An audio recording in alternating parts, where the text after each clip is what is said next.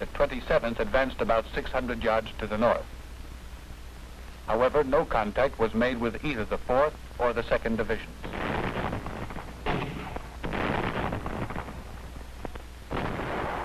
Bitter ground fighting was accompanied by heavy air support.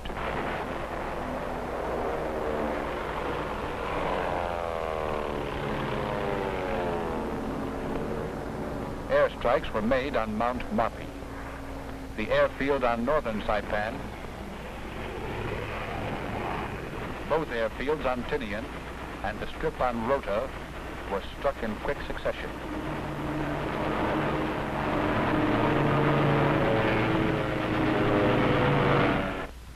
The 27th Division was outdistanced on either flank. However, by nightfall of D+13, the 27th had advanced approximately 1,000 yards and made contact with the right flank of the 2nd Marine Division. A gap of 500 yards still existed between the 27th and 4th Divisions. Engineers continued road construction and maintenance, railroad repair and airfield construction. The 805th Aviation Engineer Battalion surveyed Cagman Point for airfield location and construction to commence at once. At the same time, mine disposal teams were active in clearing purple and brown beaches of mines and obstacles on beaches and in the water. On D+17, following a heavy artillery preparation at 0830, the attack began with the 3 divisions abreast. The 4th Division on the right flank pushed on rapidly, and by mid-afternoon had gobbled up approximately 1,600 yards. A halt was then called in order to organize the ground and to protect the gap on the left flank. By evening, the 27th Infantry Division had advanced over rough terrain for about 1,800 yards, thereby making contact on the right with the 4th Division.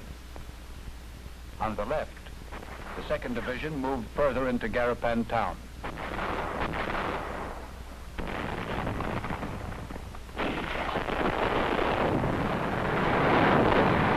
Simultaneously, it probed out to take the high ground overlooking Garapan.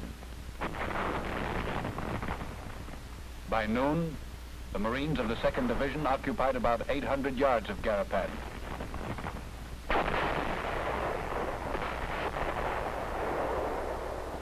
By dusk, Hill 209 Howe was taken. The rough terrain on the right of the 2nd Division and in the zone of action of the 27th required considerable mopping up in the rear areas. This job was turned over to the reserve battalions. Large quantities of Japanese equipment, ordnance, and ammunition were located in bypassed caves within the zone of action occupied by the 27th.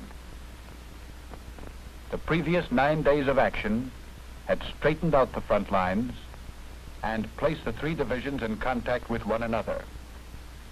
The troops of all divisions were now in a position for a coordinated attack abreast, with objectives the capture of Garapan, Flores Point, and Tanapag, as well as the control of the beaches and Tanapag Harbor. The first news that the Japanese were using barbed wire came on the night of 2-3 July, D+1718, when a 4th Marine Division patrol encountered an enemy pocket on the right flank. The 23rd Marines wiped out the pocket, killing 25 Japanese. The 2nd Marine Division began a slow, steady advance. Principal resistance came from machine gun fire.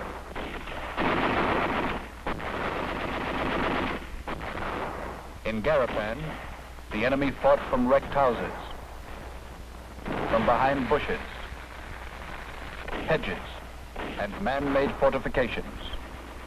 They were everywhere.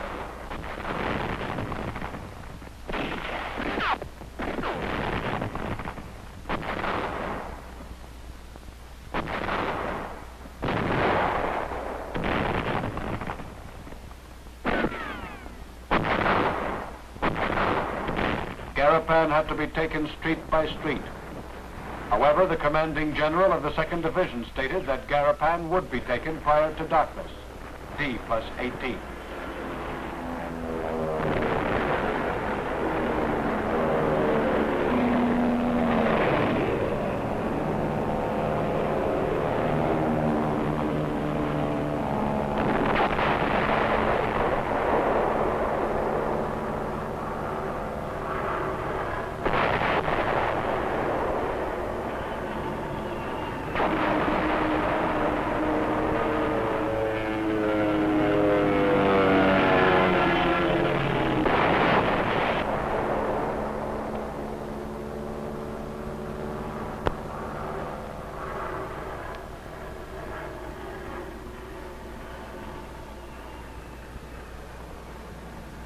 The 6th Marines reported that the Japanese were throwing down blocks of picric acid from cliffs in front of the 3rd Battalion.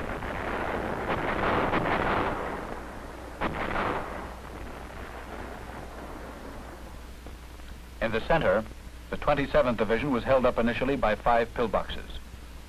By 14:30, opposition had been overcome, and an hour and a half later, the front line of the 27th had advanced about 1,000 yards. Late in the afternoon, enemy artillery fire was received from Tinian in the 14th Marines area. The enemy targets immediately were taken under fire by Corps artillery.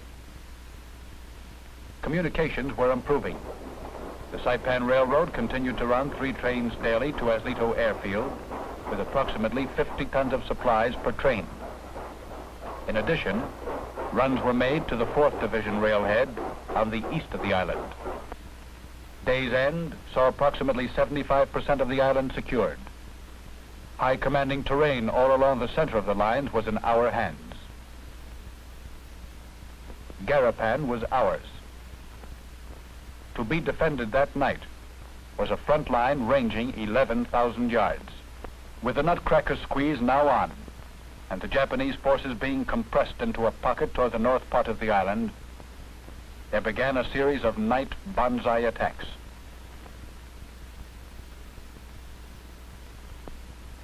The first of these took place on the night of 3 July, when approximately 100 Japanese attacked the 165th Infantry command post.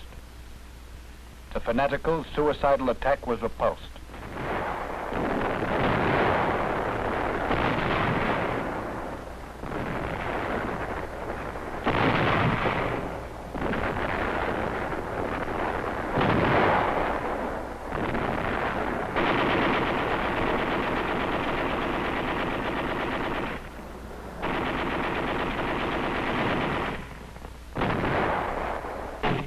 At 07:30 the following day, preceded by an artillery preparation, the 2nd Marine Division and the 27th Infantry Division jumped off to the attack.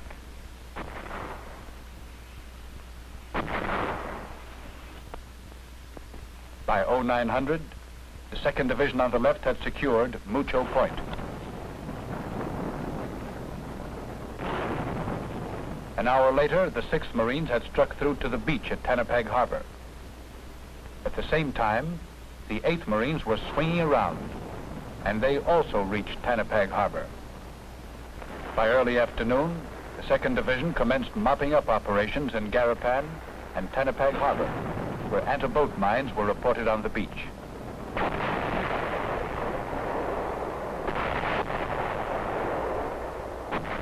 The 27th crunched ahead and reached the beach on the 07 line.